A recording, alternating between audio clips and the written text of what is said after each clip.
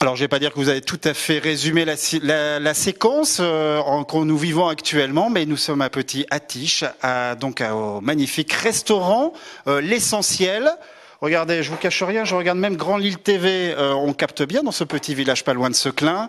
Et donc dans ce magnifique restaurant, je suis à table avec Nicolas Rucheton qui nous a préparé en direct, il vient juste d'arriver, ce magnifique menu, spécialement pour la semaine du goût.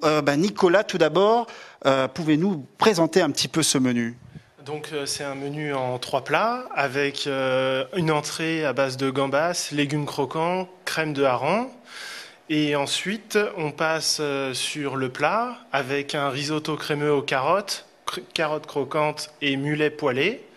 Et le dessert, donc c'est chocolat fruits rouges, sorbet cacao. Voilà, ça a l'air d'être très très appétissant. C'est quoi un peu les légumes du moment ? Comment vous les choisissez un peu tous ces aliments ? Donc déjà, nous, à l'Essentiel, on va chercher les légumes de saison.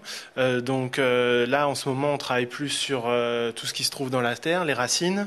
Donc les radis, les carottes, tout ce qui est vraiment en pleine terre. Voilà. En pleine terre. Et là, pourquoi vous avez choisi ce menu-là ? Comment vous avez choisi justement pour cette semaine ? Il fallait un menu qui égaye les papilles pour tout le monde. La semaine du goût, c'est fait aussi pour les jeunes et pour leur présenter des légumes qu'ils connaissent pas forcément. Et ceux-ci, ils sont assez attractifs parce que ça change vraiment des légumes habituels et ils sont avec des goûts c'est des petites acidités, des choses comme ça, croquants, moelleux. Donc on associe les textures, les goûts et les saveurs. Et puis en plus des saveurs, nous on a fait donc ce petit voyage, on va dire culinaire dans la métropole lilloise et on se rend bien compte que les chefs donc de ce terroir font aussi un gros effort sur le dressage des assiettes. C'est très important pour vous. C'est ce le client voit d'abord le dressage avant de goûter, donc ça doit être le plus attrayant. C'est le point le plus important en premier.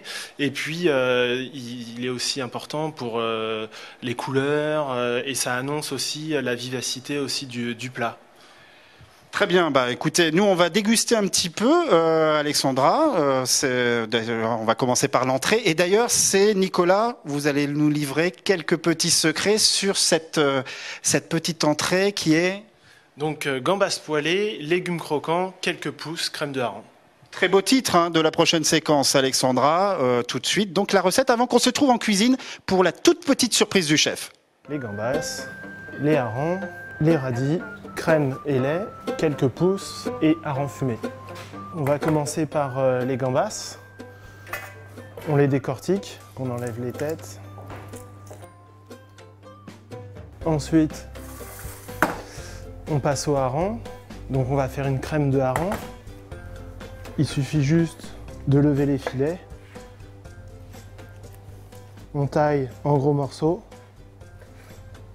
On va les faire cuire pendant un petit quart d'heure, infuser avec un peu de lait et un peu de crème, moitié-moitié, juste à hauteur en fait. Et ça, on le fait cuire 15 minutes.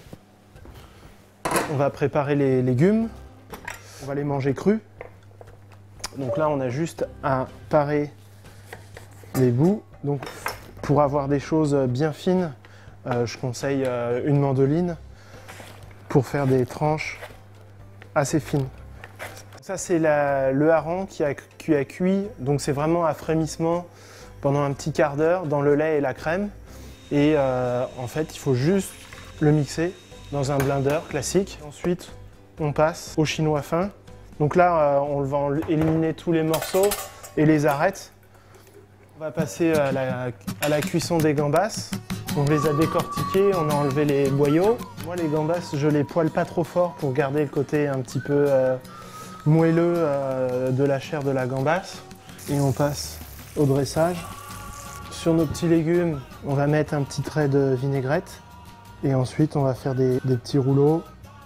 Petite pousse de borage, juste quelques graines parsemé. C'est assez goûtu et en même temps ça reste léger et intéressant au niveau des saveurs, quoi.